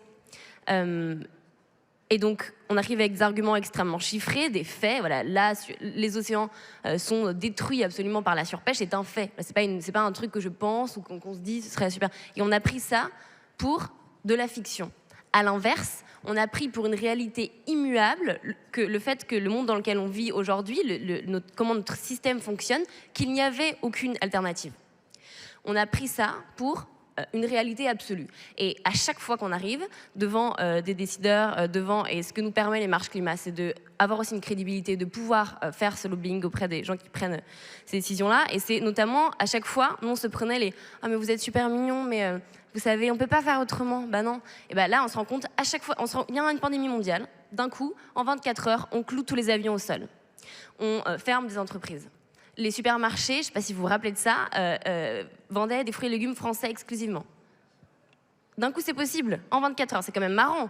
C'est-à-dire que c'était une question de choix, une question de volonté. On peut faire ça sur tous les sujets. On voit sur l'accueil aujourd'hui des Ukrainiens et des Ukrainiennes. D'un coup, en fait, on se dit que c'est possible et que c'était donc un choix, une volonté politique. Comme donc, on voit aussi la question énergétique qui est en train de se poser et celle d'une transition accélérée vers un mix. Je pourrais parler pendant très très longtemps de ce qu'on se rend. En fait, c'est possible. Pourquoi ? Parce que ce n'est pas, je dis pas que c'est facile, je dis que c'est possible. Pourquoi ? Parce que justement, ce n'est pas une réalité intangible. C'est-à-dire que c'est un récit qui est nécessaire et qui a des impacts très concrets dans nos vies, mais un récit qu'on peut changer. Faire société, c'est décider des fictions. Il y a Nancy Houston qui parle de ça, qui dit dans L'espèce fabulatrice, qui dit qu'on fait corps, on est société ensemble, en se racontant une histoire. Il faut quand même qu'on soit un peu d'accord sur l'histoire commune pour qu'on décide de se supporter un peu les uns les autres. Et bien en fait, cette histoire-là, on peut vraiment la changer. Et c'est pour ça que ce débat sur les imaginaires, il est beaucoup plus concret que ce qu'on peut penser. Et que moi, je prends pas mal de temps aussi à faire un peu des films, des fictions. Au début, j'étais là, voilà. Est-ce que vraiment, je ne devrais pas passer l'intégralité de mon temps à empêcher une pipeline d'être construite et en fait, faire les deux, ça permet d'être beaucoup plus fort. Je ne dis pas que tout le monde doit absolument tout faire, mais en tant que société et dans notre manière d'agir, on ne doit absolument pas sacrifier ça. Regardez Don't Look Up. On peut penser ce qu'on veut de ce film, mais la semaine après la sortie, il y a rarement eu autant de sujets sur le climat dans l'intégralité des médias. Dans les familles, on en parlait, ça en débattait partout. C'était juste après le rapport du GIEC, je crois, c'est dans cet ordre-là. Et la couverture médiatique était ridicule par rapport à ça. Et ça a permis d'inviter sur les plateaux, ça a permis de faire émerger ce sujet-là dans nos têtes et donc après dans notre action. En fait, encore une fois, c'est comme la scission entre les actions collectives et individuelles. Pour moi, elle est factice. C'est la même chose que la scission entre ce qu'il y a dans nos pensées et nos actions. Nos pensées deviennent nos actions après. Et donc c'est extrêmement important qu'on crée ces nouvelles imaginaires. Je laisse parler peut-être après et je te dirai comment est-ce qu'on fait pour créer un truc positif, qui donne envie, si j'avais dit. En 30 secondes, Philippe et Lamia, sur cette question des imaginaires et de qu'est-ce qu'on raconte pour donner envie, en fait, pour que ce soit un futur désirable. Vraiment en 30 secondes, parce qu'après, commencez à lever la main, c'est à vous. Les imaginaires, c'est bien évidemment quelque chose d'important, mais c'est à chacun de se créer le sien. Voilà. C'est à chacun de se créer le sien? Oui, c'est à chacun de se créer le sien. Comment tu fais commun si chacun a son imaginaire? Aujourd'hui, si tu projettes tes désirs, tes espoirs, eh bien, tu vas, en rencontrant les autres, tu feras naître un imaginaire qui sera commun. Mais si tu le travailles pas toi-même, si chacun attend que ça vienne des autres, ça ne peut pas marcher. Lamia? En fait, je suis pas sûre de comprendre la question sur l'imaginaire. En gros, comment est-ce que tu donnes envie Enfin voilà, on évoquait Don't Look Up. Comment est-ce que tu as des récits qui te permettent de sortir de l'image de vivre de manière écologique, c'est retour à la bougie, t'es stocké chez toi, tu peux pas partir en vacances, c'est un truc d'amiche qui en fait conduit aussi plein de gens à dire ah non mais en fait j'ai trop à perdre. En fait, je pense que c'est aussi parce qu'on a une vision, une définition du bonheur qui est complètement à revoir et que on place nos espoirs, dans de la consommation en réalité finalement la plus belle des réalités c'est celle qui existe vraiment, c'est le monde naturel qu'on doit préserver, qu'on a sacrifié en fait à nos imaginaires justement, que ce soit la monnaie ou les drapeaux ou tous ces mythes qu'on a construits et qui sont des mythes qui n'existent qu'à travers notre imaginaire et qui disparaîtront avec nous et qu'on sacrifie à la seule réalité qui compte, qui est celle du monde vivant, qui était là avant nous et qui sera là après nous si on ne l'a pas complètement détruite. Donc réadapter aussi, revoir où est le curseur, et il n'y a que justement en s'alignant avec ça, parce que tu parlais justement de dissonance cognitive, cette dissonance cognitive elle vient du fait aussi qu'on s'est complètement aliéné du monde naturel dont nous faisons partie, et donc on est aliéné de nous-mêmes, et donc on a une sorte de psychopathie ambiante qui fait que on va mal, on est une espèce désaxée à la recherche de quelque chose qui nous échappe sans cesse. Et c'est pour ça qu'on est dans une course effrénée vers la surconsommation et vers la destruction du monde vivant. Donc se recentrer sur le réel, je pense que c'est hyper important. Tout en bouffant énormément d'antidépresseurs, etc. Parce qu'il y a un vrai problème de quête de sens. Seb, mais vraiment 30 secondes, parce qu'on m'engueule parce que j'ai pas passé la parole à la salle. Moi, le truc de l'imaginaire, ça me gonfle un peu. Je me suis pas mal pris la tête avec Cyril Dion, etc. là-dessus. Après, les films, les œuvres documentaires, etc., c'est pareil que les marches climat. Ça pave la voie pour la suite. Donc, je trouve ça très bien. Mais je rejoins plutôt Lamia là-dessus. C'est-à-dire que je pense que l'imaginaire, on en a trop mangé. On en a trop bouffé de la fiction et du rêve, etc., etc. Aujourd'hui, c'est ce que dit Lamia, c'est la réalité est beaucoup plus importante. Et toi, tu dis, comment on fait pour arrêter de manger du poisson ? Quand là, il y a 2 personnes de Véja qui sont... Je t'imite bien. Ouais. Je me suis reconnu direct. Comment on fait ? Et il y a deux membres de l'équipe Véja qui ont eu la chance de participer à une action Sea Shepherd. Ils ne savaient pas où ils allaient. On ne savait même pas qu'ils allaient participer. Ils ont suivi des chalutiers énormes qui font, je crois, 17 terrains de foot et qui peuvent stocker 6000 tonnes. Je ne suis pas forcément bon en chiffres, mais je crois que c'est par là. Lamia le saura mieux que moi. Et ils ont assisté au fait que ces chalutiers avaient pêché 3, 4, 5 tonnes de poissons et ont rejeté 3, 4, 5 tonnes de poissons morts. Plus de 100 000 poissons. Pardon ? Plus de 100 000. Plus de 100 000 poissons. Donc ils avaient pêché 100 000 poissons. Sur leur sonar, ils ont vu qu'il y avait 12 tonnes de poissons plus loin et qui pouvaient faire qu'une pêche. Du coup, ils ont rejeté ces poissons morts à la mer pour aller pêcher plus gros derrière. Et en fait, c'est là où je te dis qu'on est parti trop dans l'imaginaire, on est parti trop dans Netflix sans assumer notre réalité. Et en fait, de voir ça, de voir que comment les chalutiers pêchent, ça automatiquement, ça te fait changer. Ça te fait te dire, putain, à chaque fois que je mange un poisson, ça se trouve, ils en ont buté, ils en ont buté 100 000 pour le poisson dans mon assiette. Moi, c'est ça qui me fait changer. Mais ouais, mais toi, ça te fait changer. Ouais. Mais ça ne dépasse pas le petit cénacle des gens qui sont déjà au courant. Tu le disais toi-même, Camille le disait. Dans les grands médias, tu ne vois pas ces informations. Avant, il y a 2 semaines, moi, j'étais pas au courant de ça. Je savais pas que des chalutiers pouvaient rejeter à la mer 100 000 poissons. Donc Lamia, elle le savait sans doute. Moi, je le savais pas. Les 2 de Véja qui y sont allés, ils savaient pas non plus. Et maintenant, on a tout le public qui sait.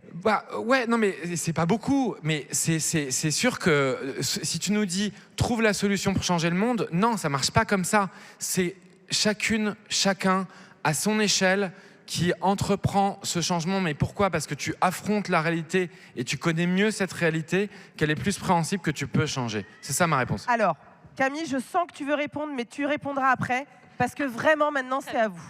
Qui se lance pour la première question ? Soyez pas timide, on a fait connaissance tout à l'heure. Alors, il y en a une au fond. Salut, est-ce que tu peux te lever le temps que j'arrive à toi ? Oui, toi, évidemment. Et les autres, on va prendre une salve, si vous êtes d'accord. Salut. Salut, je m'appelle Kylian, je suis bientôt diplômé et ça m'intéresserait de savoir dans quel métier je dois me tourner et surtout qu'est-ce que je dois faire concrètement au niveau du travail comme action. T'es diplômé en quoi bientôt ? Développement durable et commerce, on arrive à lier les deux, ne rigolez pas. Ah bah non, mais tout le monde te croit. Quels sont les métiers de demain pour faire en sorte de véritablement changer les choses ? J'ai quelques questions Internet aussi, mais j'aimerais bien qu'on en ait une deuxième, là. Faites pas les timides. J'adore parce qu'en fait, du coup, j'essaye de capter les regards et les gens, ils font genre, non, me regarde pas, je suis pas là. Il y en a un là-bas, au fond. Ouais. Ah, bah voilà, monsieur déjà. Et ensuite, je viens vers vous. Salut. Bonsoir, Pierre-Jean. Moi, j'ai une question parce qu'on est quand même, je pense, pas mal de gens qui sont plus ou moins éduqués. Comment on arrive à expliquer aux gens qui ont autre chose à penser au quotidien, par exemple, que l'écologie, c'est important. Je pense aux gens pauvres, par exemple. Et comment on explique, et petite anecdote, parce qu'on est à Bordeaux, comment on explique aux gens, parce que je viens de Toulouse, et à Toulouse, rue Alsace-Lorraine, il y a un Primark. Et comment on explique aux gens consommer différemment quand ils ont autre chose à en penser. Et habitant à Bordeaux, je ne sais pas si vous êtes dans le même état que moi, quand je me promène sur les quais, que je vois ces gros paquebots sur les quais de Bordeaux, comment on peut éviter ce genre de malaise, quoi. Merci Pierre-Jean. Alors ? Bonjour. Alors moi je m'appelle Soline, je suis paysagiste conceptrice. Je fais de la conception et gestion écologique, donc dans les villes et dans les espaces naturels. Et tout à l'heure vous parliez justement de comment est-ce qu'on apprend aux gens à se rendre compte que l'environnement qui est autour de nous, il est hyper important. Et comment est-ce qu'on peut faire tous les jours pour faire en sorte que le petit geste du quotidien, il nuise pas à ce qui se passe.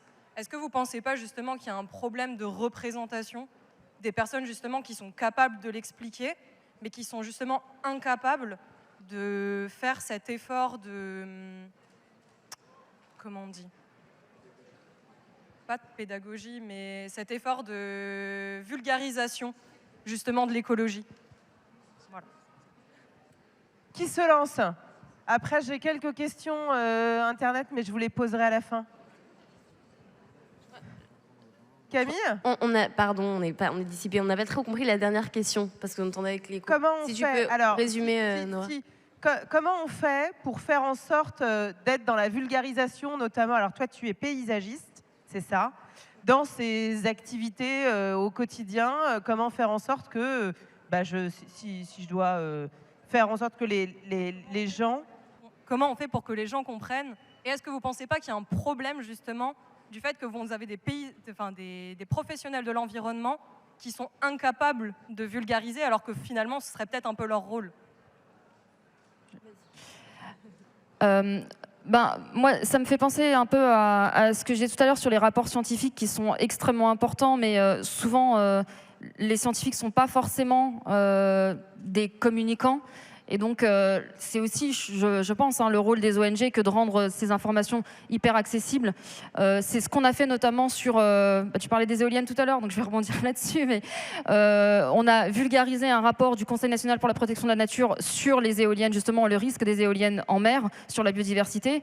Donc, on a essayé vraiment de rendre complètement audible ce que ça signifie. Et par exemple, le fait que des promoteurs éoliens obtiennent des dérogations de destruction d'espèces et d'habitats protégés, là où aucun autre industriel n'aurait obtenu ces autorisations, au prétexte que les éoliennes sont censées lutter contre le changement climatique. Et donc on essaye d'alerter le grand public de la façon la plus claire possible sur ces implications qui sont dans ces rapports. Voilà. Après, juste par rapport au fait de motiver le changement, et notamment sur la question alimentaire, parce qu'elle est quand même centrale, je pense que c'est très important, d'une part, effectivement, de rendre très clair les conséquences de nos choix. Souvent, on est soi-même complice de cette destruction sans le savoir, donc c'est important de comprendre ça, et c'est important aussi d'avoir des alternatives. Et en France, en l'occurrence, ça s'améliore, mais on est quand même très très en retard sur l'alimentation végétale par rapport à d'autres pays ou des pays anglo-saxons où il y a énormément plus de choix. Et ça, c'est vraiment hyper important parce que finalement, même dans une société où c'est dur, où ça va mal, la question alimentaire, elle est importante parce que ça fait partie de ces plaisirs charnels auxquels très peu sont prêts à renoncer. Bien manger, se faire plaisir à manger, c'est important. Et quand en plus on est dans une ambiance un peu déprimante, de se dire qu'en plus nous on va être punis parce qu'on n'a pas envie de détruire la planète, et donc on va manger des carottes bouillies pendant que les autres ils feront un barbecue, ça donne pas très envie. Et c'est pas ça la réalité en fait. On peut très bien manger. Enfin, moi, je prends mon exemple personnel parce que quand j'ai commencé avec Sea Shepherd il y a 16 ans, je mangeais de la viande et du poisson, et pourtant j'ai toujours adoré les animaux et j'ai toujours une conscience écologique. Donc dissonance cognitive, encore une fois. Et c'est vrai que quand j'ai embarqué sur ma première campagne où on partait en Antarctique pendant 2 mois, j'appréhendais bien plus le fait d'être végane pendant 2 mois que le fait d'aller affronter les baleiniers japonais. J'avais vraiment cet a priori que ça allait être triste à mourir, et en fait j'ai découvert un univers culinaire que je n'imaginais pas, avec vraiment des saveurs incroyables, sans produits et sans sous-produits animaux, donc sans viande, sans poisson, sans œufs, sans fromage, sans beurre, un truc absolument hallucinant. Et je me suis dit, mais en fait, on a des décennies de retard en France. Et aujourd'hui, c'est ça aussi qu'il faut encourager, avoir le plus possible d'alternatives, que les gens se rendent compte que c'est pas une punition, en fait. Non seulement c'est bon pour la planète, c'est bon pour les animaux, c'est bon pour nous. Et c'est pas une punition, au contraire, on se sentira non seulement mieux, en meilleure santé, mais en plus en adéquation avec ses convictions. Et donc ça, c'est bon aussi pour l'âme, en fait. Donc c'est pas une punition, c'est une récompense. Oui, mais alors justement, c'est là qu'on arrive à la nécessité d'avoir des gens qui incarnent aussi ces changements et d'avoir donc des imaginaires qui changent. C'est-à-dire, en fait, manger vegan, c'est pas chiant. Et c'est pas sans saveur. Et donc, on revient à ce qu'on disait tout à l'heure. Philippe, j'aimerais bien t'entendre sur la question de Pierre-Jean, sur le côté, en fait, c'est bien gentil, mais la réalité, c'est qu'il y a des gens qui vont s'habiller chez Primark. Il y a des gens, en fait, qui prennent des gros bateaux et qui vont faire des croisières. Et sur les réseaux, on nous a posé comment parler de la crise climatique autour de soi sans paraître alarmant ou défaitiste. Voilà, c'est en gros le principe de réalité. Comment on fait? Au risque de ne pas être d'accord aussi avec Sébastien sur un sujet sur lequel on a souvent longuement échangé, la question de l'exemple et de l'inspiration, elle est quand même réelle. Surtout dans une société où on est ultra connecté et où ça commence très tôt, chez les enfants, chez les adolescents. On est tous influencés quand même, à un moment donné, qu'on le veuille ou non. Et il est vrai que d'avoir des exemples de personnalités qui vont avoir des habitudes extrêmement délétères. Tu parles de qui, genre Nicolas Hulot? Je parle de tous les gens qui influencent. Je parle de tous les gens qui influencent tout le monde ici. Certains vont aimer les écologistes qui font des émissions de télé. Certains vont aimer des footballeurs. Certains vont aimer des chanteurs et des chanteuses. Peu importe, certains vont aimer des politiques. Peu importe qui. En tout cas, on est tous influencés par des personnalités qui baignent nos médias, qui baignent nos réseaux sociaux, etc. Et tant que ce niveau d'influence exercera la majorité des comportements humains, eh bien, on n'arrivera pas à changer de manière massive. Donc, oui, à un moment donné, on a besoin de signaux forts qui viennent de certaines personnalités qui peuvent entraîner des changements, mais je pense qu'il faut faire feu de tout bois, en fait. Je pense que toutes les solutions dont on a parlé ce soir, elles sont importantes, toutes à leur niveau. Peut-être que certaines marcheront moins que d'autres. Le levier alimentaire, par exemple, on sait que c'est le plus puissant. Mais néanmoins, on peut tout essayer parce qu'on n'a pas le choix. Ouais, et il faut le faire dans le plaisir, dans la joie, dans le partage. Alors, là aussi, je vais encore t'enquiquiner, Philippe, mais tu vois, Pierre-Jean nous parlait de Primark.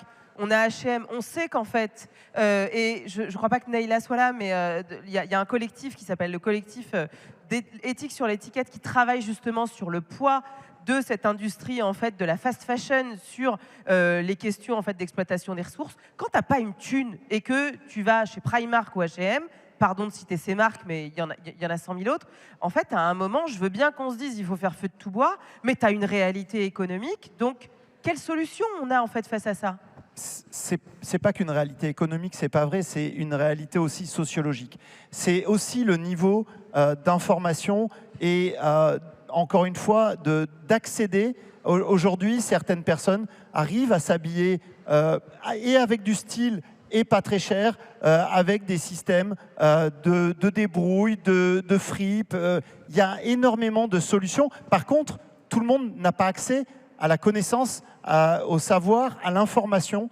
Et c'est plutôt ça qu'il faut changer. C'est plutôt l'exemple, le modèle, la dynamique à suivre. Ce n'est pas qu'une question de coût. Il ne faut pas dire ça non plus. Camille, et ensuite on repasse à la salle. Vas-y, il a déjà fini sur ce que je voulais dire, donc c'est bon. On peut aller. D'accord, c'est pas une question de coût. Ouais, alors... Non, mais oui, c'est bon du coup. Non, mais c'était pour dire qu'on se trompe en disant que tout le monde sait que les gens n'ont pas le choix. On a tracté pendant une semaine devant des Uniqlo par rapport aux Ouïghours. On est devant le plus grand Ouïghour de France, Uniqlo de France, pardon, à tracter en disant juste, est-ce que vous êtes au courant que si vous allez acheter ça, vous êtes en train littéralement de soutenir un travail forcé. Le nombre de personnes qui ont fait demi-tour en disant ah bon, alors que nous on était persuadés que tout le monde était déjà au courant, était vraiment impressionnant. Donc il faut sortir de nos cercles, vraiment.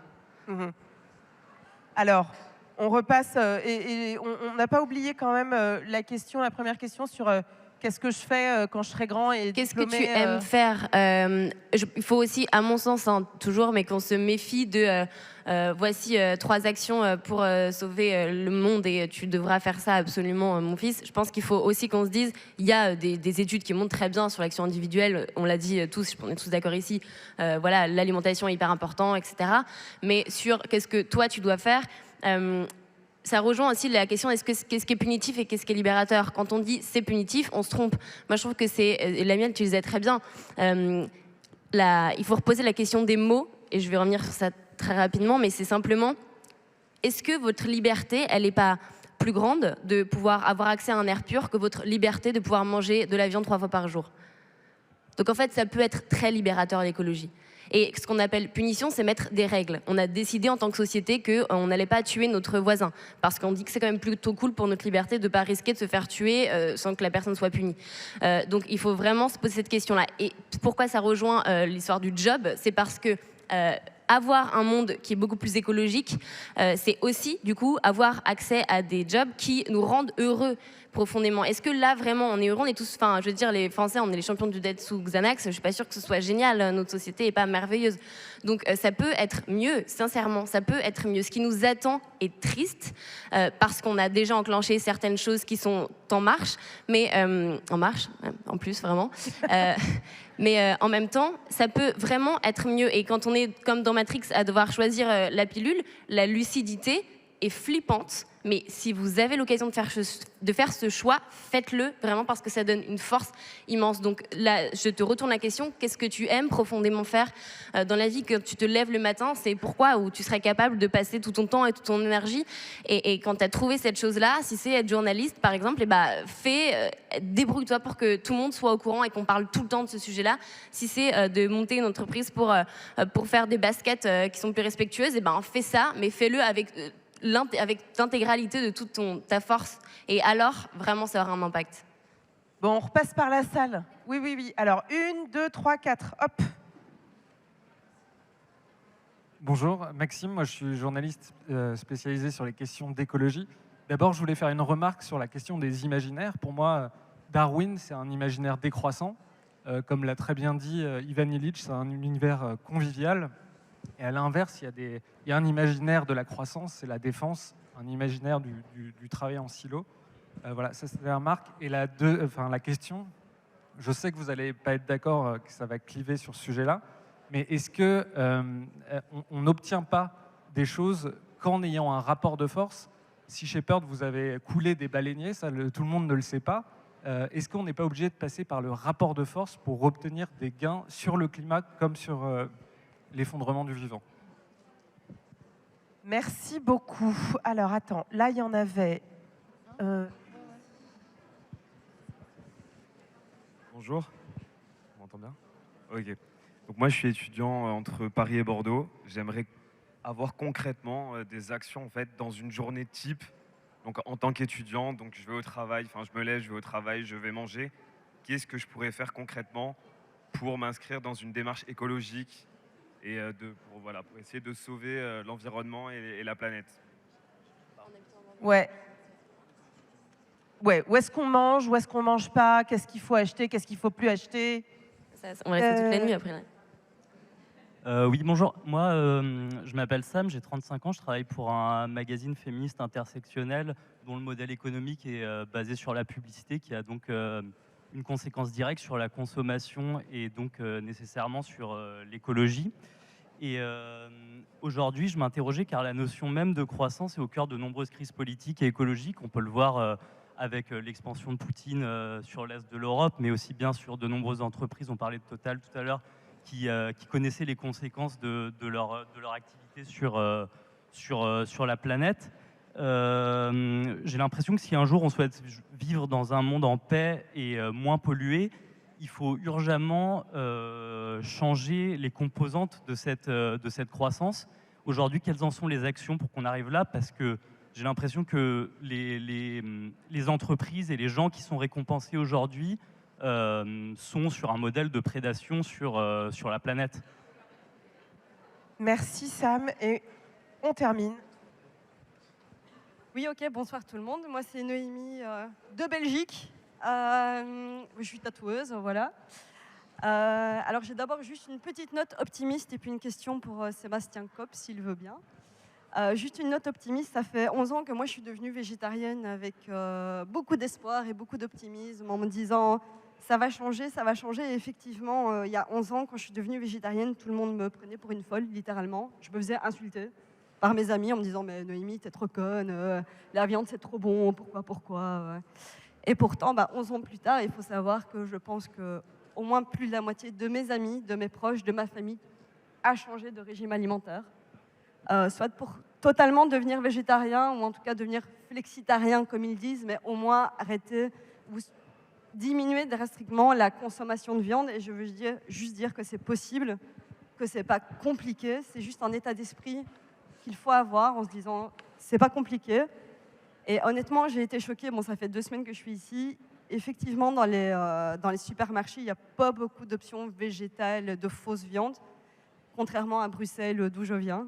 Ça a été un grand choc pour moi, honnêtement. Moi qui cherchais à manger, voilà, ça a été un peu compliqué.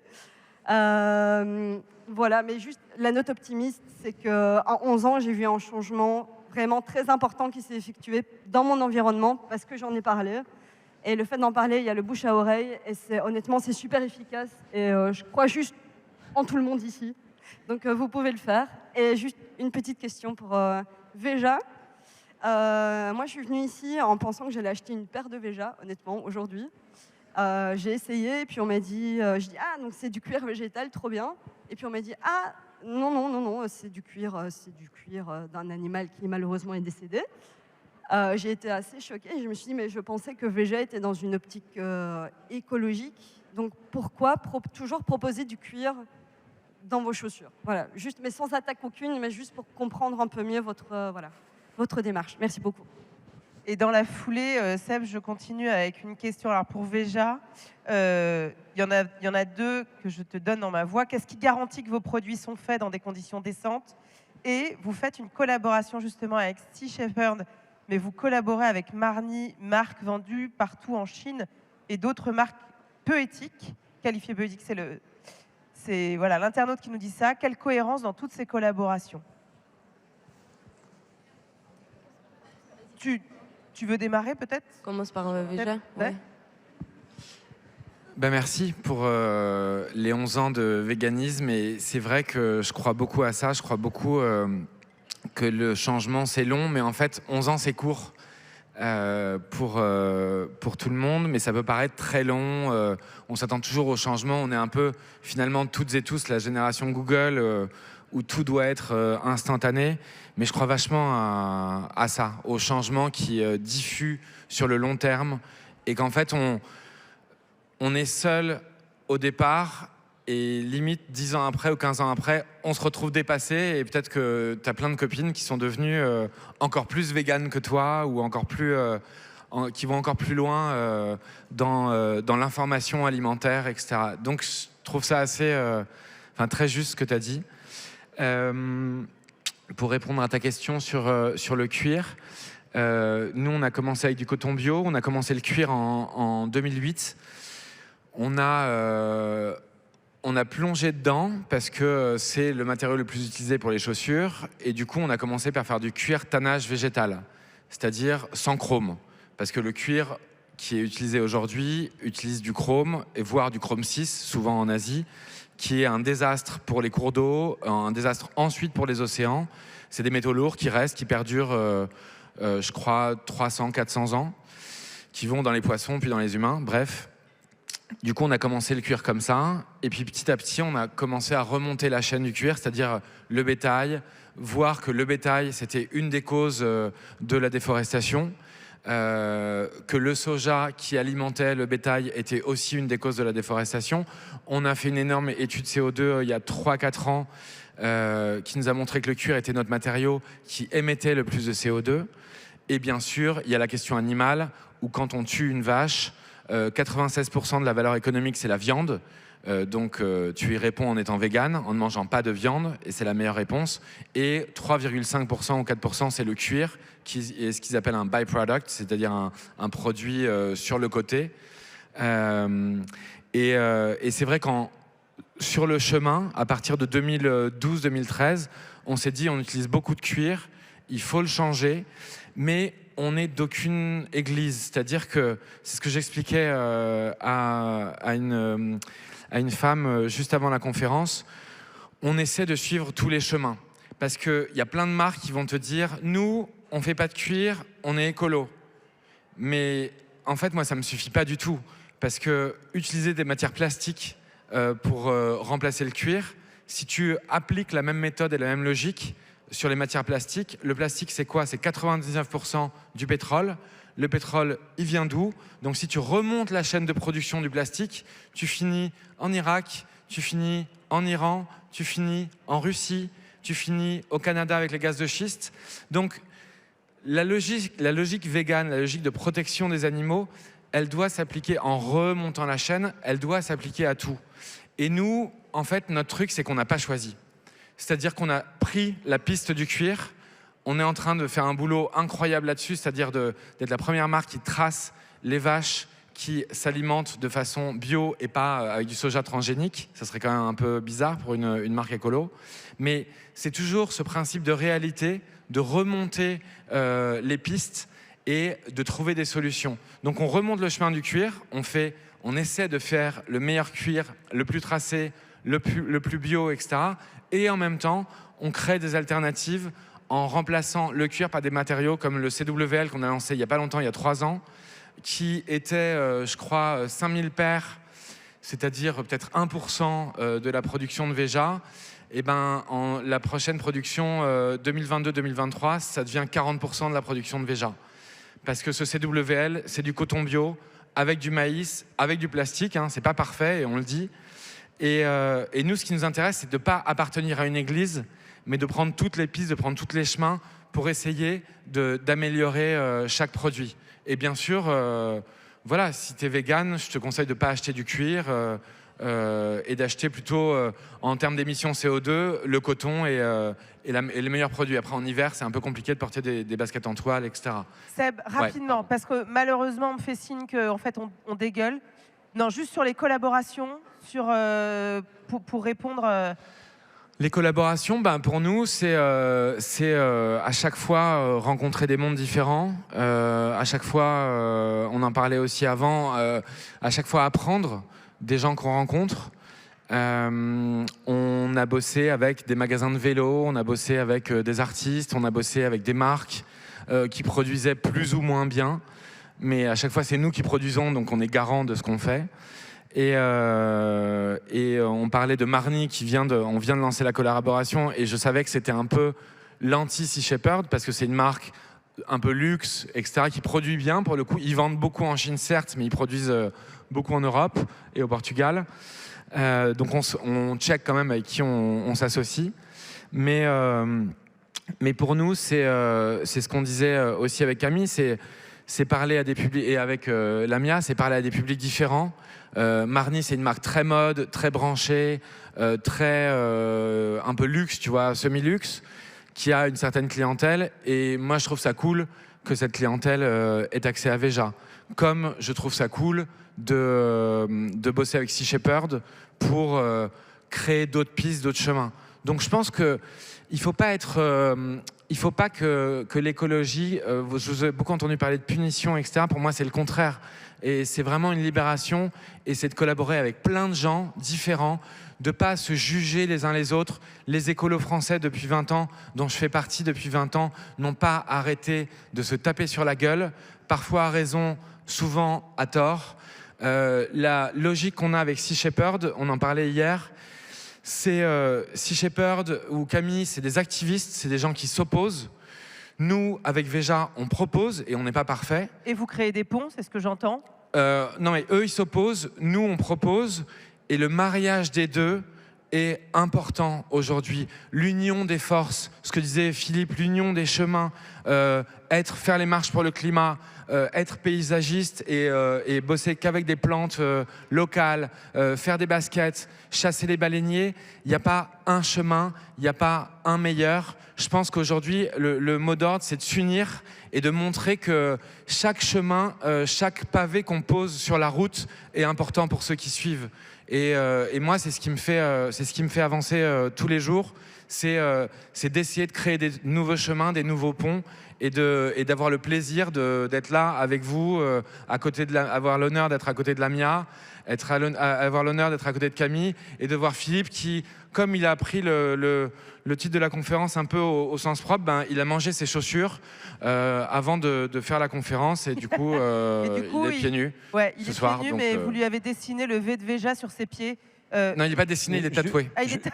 Juste pour rebondir là-dessus, ça fait le lien avec les chaussures en cuir. La nature nous a doté des meilleures chaussures qui soient, elles sont en cuir. Voilà. Et moi, ça fait 1 an que je marche pieds nus, et je vous garantis que mes Veja s'usent moins, et donc je peux les garder plus longtemps. C'est les seules chaussures maintenant que je mets quand j'en mets. Et voilà, j'incite tous ceux qui ont envie d'essayer à mettre les meilleures chaussures au monde en cuir. C'est très très bien, et on s'en porte très bien. Philippe, peut-être, et ce sera le mot de la fin malheureusement, parce qu'on arrive, il y a eu beaucoup de questions aussi sur quel type d'action, qu'est-ce que je dois faire en fait au quotidien pour faire en sorte d'améliorer entre guillemets mon bilan carbone. Qu'est-ce que toi, de tes pratiques, tu pourrais donner à entendre? On sait que c'est pas mes pratiques. D'abord, je suis vraiment pas exemplaire. Déjà, et je parlais de faire moins pire. Déjà, c'est d'être dans cette idée que tous, autant qu'on est là ici, nos pratiques de vie sont des pratiques extrêmement impactantes pour l'environnement naturel. Donc déjà, il faut avoir cette humilité de reconnaître qu'on est très loin d'être exemplaire. Donc je ne vais pas parler de mes pratiques, mais on sait que le meilleur levier, c'est le levier déjà alimentaire. On sait que c'est la plus grosse efficacité, c'est de changer ses pratiques alimentaires en matière de consommation de viande, qu'elle soit terrestre ou marine. Donc là-dessus, moi, j'ai pas envie de donner de leçons. Il y a plein de moyens de se renseigner grâce aux différents sites que vous pouvez trouver, en regardant justement, en écoutant ce que les ONG ont à dire, parce que c'est celles qui sont les plus fiables en matière d'information. Et je pense que c'est important aussi que Lamia puisse répondre à l'interpellation qui lui a été faite, parce que je pense que c'est ceux qui nous donnent la voix depuis plus de 50 ans aujourd'hui. Justement, Lamia, puis Camille, tu auras le dernier mot. Voilà, alors... Bon, très rapidement, sur la question du rapport de force, que je trouve intéressante, effectivement, Sea Shepherd a coulé des baleiniers, on confisque toujours d'ailleurs des filets illégaux, donc ça c'est l'intervention de terrain sur des activités illégales. Et le rapport de force, il peut prendre aussi une autre forme, et notamment sur la question, j'en reviens aux captures de dauphins dans le golfe de Gascogne. Jusqu'à présent, la situation, c'était qu'on a un lobby de la pêche qui est extrêmement fort en France, qui fait tout pour bloquer l'amélioration des lois, pour obtenir des vraies protections des espèces protégées. Et à côté de ça, on a des citoyens, des citoyennes qui sont très largement ignorants des enjeux en termes de biodiversité marine. Et quand on a exposé des cadavres de dauphins, même dans des villes côtières comme La Rochelle, on a des gens qui nous disent « mais on n'a pas de dauphins en France, on ne comprend pas qu'est-ce qui se passe ». Là, il y a un rapport de force qui est clairement en faveur de ceux qui détruisent la vie marine. Et donc, nous, notre rôle, il est aussi d'inverser, de rééquilibrer en tout cas ce rapport de force, en braquant les projecteurs sur ce qui se passe, en alertant le grand public sur le fait que oui, on a des dauphins et ils sont en train de mourir par milliers et ils vont disparaître parce qu'on a des habitudes alimentaires et des méthodes de pêche qui sont insoutenables. Et donc ça permet aussi de sortir les pouvoirs publics et ceux qui prennent les décisions de leur zone de confort. C'est-à-dire que quand vous êtes un homme ou une femme politique et que vous voulez juste avoir la paix sociale et être réélu, vous avez d'un côté des pêcheurs qui ont un pouvoir de nuisance extrêmement fort et de l'autre côté une population qui ne sait même pas qu'il y a des dauphins. Donc la décision, elle est très vite prise. Donc rééquilibrer le rapport de force, c'est faire en sorte que justement cette question, elle devienne une question publique, que l'opinion publique s'en empare et qu'on remette un peu l'équilibre là-dessus et qu'il y ait une vraie pression de l'opinion publique et une pression médiatique pour que les dauphins qui justement ne parlent pas et qui meurent en silence soient sur le devant de la scène. Et voilà. Et ça, c'est une façon aussi de rééquilibrer le rapport de force. Il y a vraiment mille et une façons de se battre à ce niveau-là. Camille, peut-être aussi sur le rapport aux grandes entreprises, on évoquait Total, voilà, cette espèce de... Comment est-ce qu'on fait là aussi pour renverser la table ? Venez, demain, on fait une action contre Total sur un projet de pipeline. C'est gentil de me faire ça. Très simple en quelques mots, je ne le savais pas du tout il y a un mois, alors qu'il y a une des plus grandes bombes climatiques qui est en train d'être construite par Total, qui s'appelle le projet ICOP, entre l'Ouganda et la Tanzanie. C'est aussi grand que la distance entre Bruxelles et Madrid. Il y a des millions de personnes qui sont obligées, milliers de personnes maintenant, peut-être des millions plus tard, mais qui sont obligées de partir de leur terre, alors que c'est leur seul moyen de subsistance pour cette construction-là. La sécurité alimentaire de 40 millions de personnes qui est menacée s'il y a simplement un spill, s'il y a une fuite de pétrole dans le lac Victoria. 34 millions de tonnes de CO2 chaque année qui seraient engendrées par ce projet. C'est 7 fois les émissions annuelles de l'Ouganda. Bref, c'est un enfer sur Terre qui est en train d'être construit, que notre président Emmanuel Macron soutient en personne. Mais c'est pas encore trop tard. On a le moyen de les empêcher. C'est vraiment maintenant que ça se joue. Et demain, Total rencontre ses investisseurs. Donc à la Défense, si jamais vous êtes par là, ou passez le mot. Il y aura aussi des moyens de faire des actions en ligne. Je peux vous spoiler. On va vous montrer comment vous pouvez vous désinscrire de Total, parce qu'on pense Total uniquement avec l'essence. Mais il y a aussi, c'est le 3e fournisseur d'électricité avec Direct Énergie. Et on va vous montrer comment vous pouvez quitter ça et notamment rejoindre Enercop et plein d'autres. Et ça vous coûtera pas plus cher et ça prend 5 minutes. Donc je vous invite à vraiment regarder ce qu'on va faire demain, à nous aider, parce que Nous, on prend des risques. Lamia, c'est souvent celle qui prend le plus de risques aujourd'hui en étant activiste de nous 4. Mais les filles avec qui je travaille, Vanessa Nakate, qui est activiste en Ouganda, elles risquent littéralement leur vie en s'opposant à ces projets-là destructeurs qui sont en réalité pour nous, Européens. Pour finir sur une petite conclusion de mots, je pense que c'est cool qu'on la fasse ensemble, cette conclusion. Et du coup, pour répondre en 10 secondes à toutes les questions que vous avez dit, mais comment est-ce que je fais pour convaincre et tout machin, on va faire un petit jeu, peut-être que vous le connaissez déjà. Je vais compter jusqu'à 3, et à 3, on tape dans nos mains, ok? Vous me suivez ou pas? 1, 2, 3. Vous voyez, les mots sont beaucoup moins forts que les actions. Donc commencez par agir et les gens vous suivront. Ce sera...